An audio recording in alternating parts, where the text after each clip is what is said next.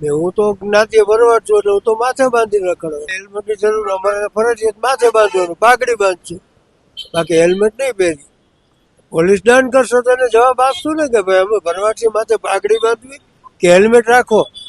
City અંદર તો ન જોવો જોઈએ. ભલે કાયદાનું કામ કરે, આપણે એનો વિરોધ નથી કરતા. આ તો એક બચવાની બારી મેં તમને કીધી. તમારા કોઈ પણ ઓપ્શન ગોતે, બરોબર, એ તો એના પોતાના દંડથી બચવા માટે એને સિટી અંદર તો રોજ હાઈવે ઉપર ફરજિયાત કરો, એની હારે હું સહમત છું. આ તો મેં બાંધ્યું શું કામ કે હું મારે કે ઈ જ્ઞાતિનો છું એટલે કે ભાઈ તમે તો નથી બાંધવાના સાહેબ, બરોબર છે ને. આ તો થોડું કાંઈ કોઈ મોંઘા સિટી છે યાર, નેશનલ હાઈવે છે. સિટી અંદર તમે રસ્તા તો જોવો સાહેબ.